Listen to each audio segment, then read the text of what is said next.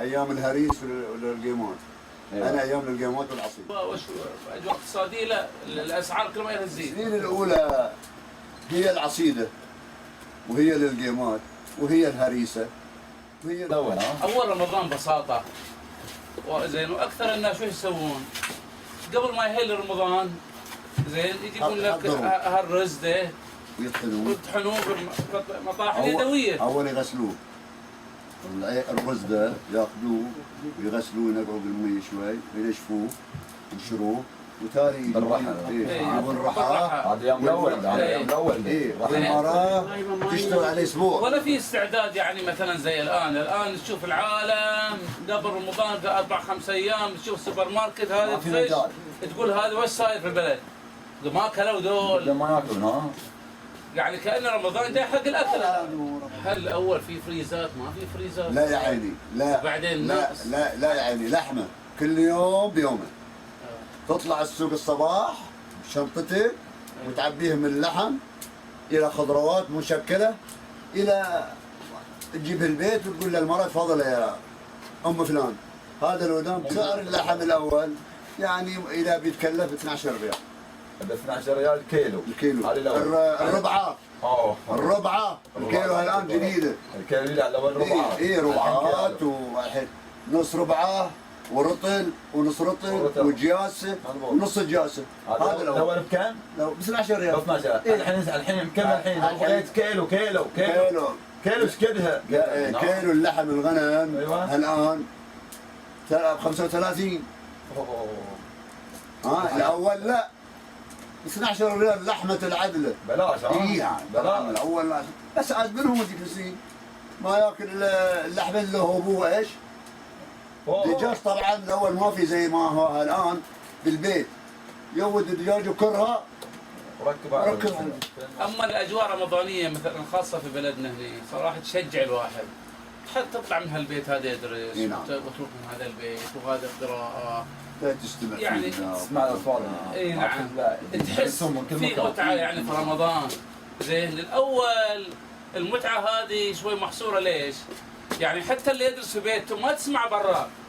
ما في خفا يعني ما في حركه، ما في انوار في الشوارع. الناس اول تدرس في بيوتها ما في انوار في الشوارع. بس مبلغ ما في مبلغ زي الحين الان. الحين لا الحين اجواء وزينه حلو صاير حلوه. بس من تطلع رمضان. اي نعم خلاص بدا رمضان. الوضع تغير يا حبيبي الان الدنيا فوق. الدنيا راحت فوق. النفس طلعت فوق. اي الواحد طالع التون الحين اي طبعا الناس انت اكلت لحم انا اكل دجاج او اكل دجاج زي ما لحم زي ما تاكل وش قدامك يا حجي اليوم؟ دجاج. انا اكل دجاج. بالكبار ابائنا تعب اول ما في الا زرايع وبحر وبني والنخيل ومكيفات ما في. يعني الاول صحيح يعني ثواب الصايم غير الان مكيفات زين وميه بارد لما تفطر ويسموا الخيرات موجوده والفواكه. يعني ما يتعب في رمضان الان كصيام لان عندك مكيف تطلع من المكيف البيت وتركب في مكيف السياره وتجي هني مثلا زي نحن متقاعدين ونحط رجل على رجل وسوالف زي ولا المكيف يهب علينا. جوعان مو جوعان شلون من حراره اعظم من الحراره الجو يعني. اي اعظم. الاول ما في ذاك شو اسمه ذا تكييف ما تكييف. جيت انا اخذت بغلطي اللي بغيره ما يسمونه واحطه بس على 8 كيلو. ايش الكف اللي على راسي يا عرفنا الوالد بعد اخذت رجعت محلها.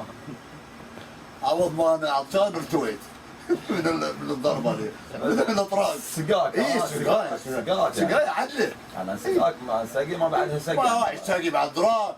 ويد ابوي اللهم صل على النبي كان مرزبه الله يرحمه. اي يعني يد ما شاء الله ما شاء الله متعافي. خلاص راحت رقبتي كذا على جنب. الحين كجسد لا بالنسبه ما في تعب جسدي ابدا. اول لا ما قبل ما يقول الله اكبر انت واصل عند الحاج عندك ما في شيء برد عليك ما في الا حراره وطبعا الان حراره الجو بعد ترى زياده. طيب. اي لان المكيفات تشتغل، كم البيت فيه كم مكيف يشتغل؟ كم مكيف البيت يشتغل، وكم سياره تمشي في الشارع. الان الخيارات موجوده، وهذا البيت يسوي مثلا 4-5 انواع. الاول ترى صحيح انه يودون الناس، بس يودون صحن صغير عصيده ولا خبيصه ولا بيت الجيران. بيت الجيران بس. اي الحين لا، الحين 600 نوع يسوون لك سمبوسه وعلى ساقو، وما اشوف الا السيارات، سياره رايحه من هنا وسياره من هنا.